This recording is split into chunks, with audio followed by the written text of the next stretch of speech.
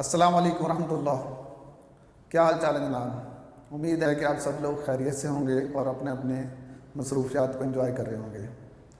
آج میں آپ سے درخواست کرنا چاہ رہا ہوں، آپ اپنا خیال رکھیں۔ اب یہ بڑی عجیب سی بات ہے، جب کوئی کہتا ہے کہ اپنا خیال رکھیں تو بڑی حیرت ہوتی ہے کہ یار اپنا کیوں نہیں خیال رکھیں گے ہم، اور آپ کا خیال رکھیں گے؟ ہر بندہ یہ سوچتا ہے کہ اپنا خیال تو ہم رکھتے ہیں، مگر ایسا نہیں ہے۔ اس دور کا انسان اتنا زیادہ مصروف ہو گیا ہے، جو آدمی فارغ نظر آتا ہے وہ بھی اتنا زیادہ مصروف ہے سوشل میڈیا کی وجہ سے، موبائل کی وجہ سے، اور دیگر مصروفیات اتنی زیادہ ہیں۔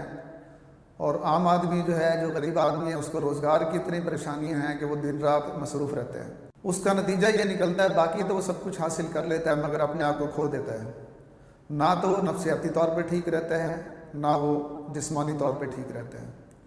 اب آپ نے دیکھا ہوگا کہ کچھ عرصہ سے ہمارے جو بڑے ہیں وہ یہ بات کرتے ہیں کہ اچانک اموات کا سلسلہ بڑھتا جا رہا ہے۔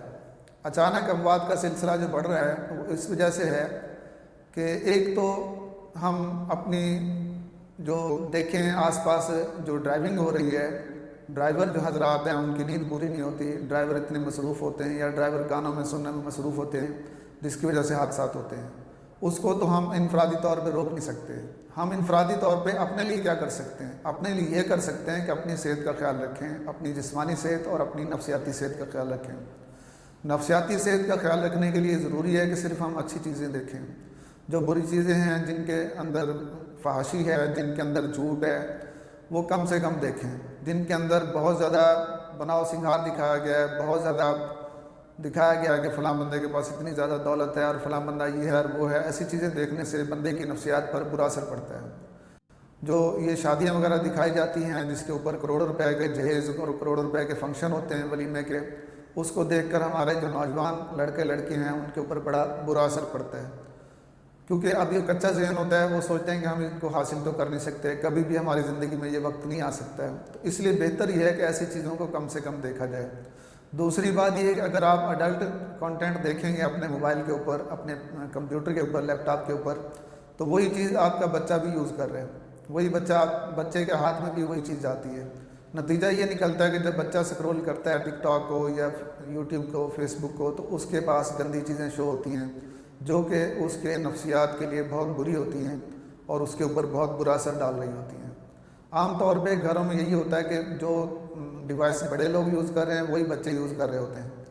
تو اس سے کوشش کریں کہ ہم جو بڑے ہیں ہم ایسی چیزیں نہ دیکھیں جس کی وجہ سے بچے کا ذہن خراب ہو، بچے کی سوچ کسی اور طرف کو جائے۔ دوسری بات ہے اپنی صحت کا خیال رکھنا۔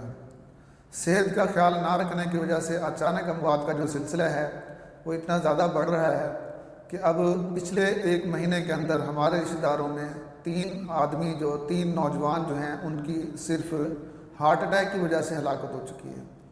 اب وہ جو 3 نوجوان چلے گئے ہیں، والدین کا سہارا ہیں، ٹھیک ہے، ان میں سے ایک شادی شدہ ہے جس کی ایک بچی ہے چھوٹی سی، اس کی بیوی بیوہ ہو گئی ہے، تھوڑی سی بے پرواہی کی وجہ سے۔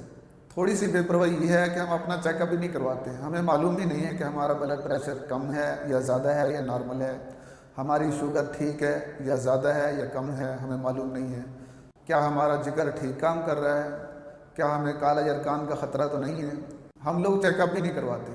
اچھا، اس چیک اپ نہ کروانے کی ایک بڑی وجہ تو بظاہر ہمیں لگتی ہے مہنگائی ہے، کہ فیسیں اتنی زیادہ ہیں لیبارٹریوں کی، ہم عام آدمی اس کو جرت نہیں کرتا ہے کہ وہ چیک اپ کروائے۔ مگر اس سے بھی جو بڑی وجہ ہے نا وہ یہ ہے کہ ہمیں اپنی طرف توجہ ہی نہیں ہے، ہمیں اپنا دھیان ہی نہیں ہے، ہم سوچتے ہی نہیں ہیں کہ ہم کس حالت میں ہیں، ہمارے اندر کیا ہے۔ ہم ظاہری چیزوں کی طرف جو ہم چیزیں حاصل کر سکتے ہیں، ظاہری چیزوں کی طرف ہماری توجہ ہے، ظاہری میک اپ کی طرف، ظاہری ہمارے کپڑوں کی طرف، جوتوں کی طرف تو توجہ ہے، مگر ہماری صحت کی طرف توجہ نہیں ہے۔ جب تک ہماری صحت ٹھیک نہیں ہوگی ہم کچھ بھی صحیح طرح سے کام نہیں کر سکتے، نہ تو ہماری شخصیت کوئی پرکشش ہو سکتی ہے، نہ ہی ہم اپنے کاروبار کو، اپنی ملازمت کو صحیح طرح سے سر انجام دے سکتے ہیں، نہ ہی ہم تعلیم اچھی طریقے سے حاصل کر سکتے ہیں۔ تو کوشش کریں کہ اپنے اوپر ٹائم دیں، اپنے اوپر اپنا محاسبہ کریں، اپنے اوپر روزانہ سونے سے پہلے کم از کم آدھ گھنٹہ پہلے، 20 منٹ پہلے آپ یہ سوچیں کہ آپ نے آج کا دن کیسے گزارا ہے، کیا کیا ہے، کیا نہیں کرنا چاہیے تھا جو کر لیا ہے، اور آئندہ کیا کرنا ہے اور کس چیز سے بچنا ہے۔